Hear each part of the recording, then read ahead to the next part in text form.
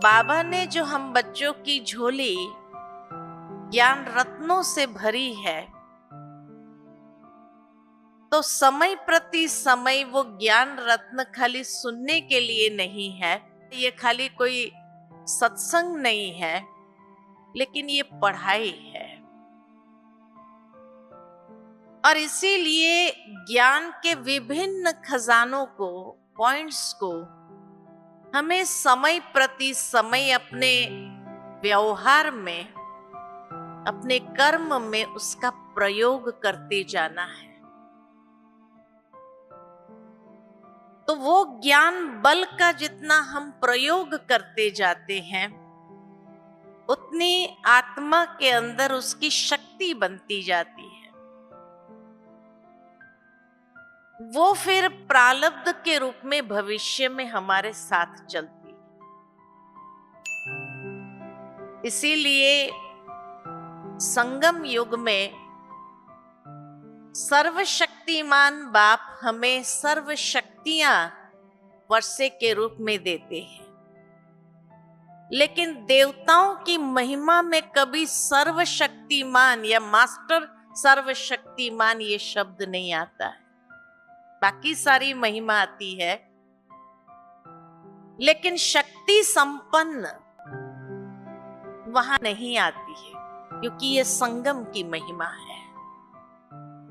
तो संगम में जो हम शक्तियों को अपने जीवन के अंदर ग्रहण करते हैं, धारण करते हैं, उसका प्रयोग करते जाते हैं, उतना ही आत्मा में वो बल जमा हो जाता है।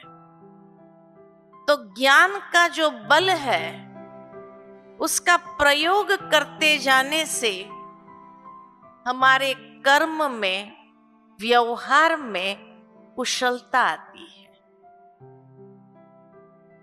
इसीलिए कहा जाता है कि ज्ञान से ही कर्म कुशलता, व्यवहारिक कुशलता हमारी आ जाती है। ज्ञान में आने के बाद हमारा बोलना, चलना, उठना, बैठना, कार्य करना, सब कुछ परिवर्तन हो जाता है।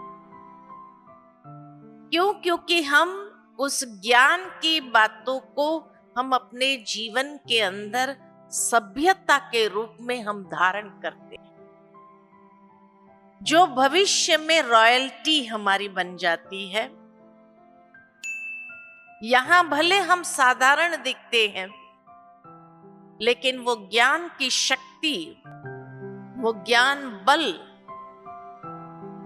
वो व्यवहारिक कुशलता से, कर्म कुशलता से हमें सारी दुनिया की आत्माओं से न्यारी और प्यारी बना देती है। इसीलिए बाबा कहते हैं ज्ञान सुनने के लिए खाली नहीं है, लेकिन ज्ञान की एक एक पॉइंट्स का प्रयोग करना है।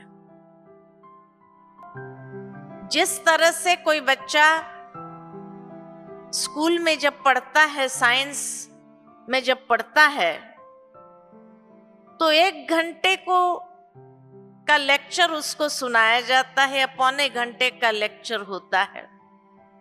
उसके बाद उनको लैब में ले जाते हैं प्रैक्टिकल प्रयोग कराने के लिए। जैसे केमिस्ट्री का स्टूडेंट है, तो केमिस्ट्री का स्टूडेंट को 1 घंटा शिक्षक पढ़ाता है, उसके बाद उनको लैब में ले जाता है और प्रयोग करके प्रैक्टिकल दिखाता है, तो उसको स्मृति रह जाती है, फिर वो कभी भूलता नहीं है।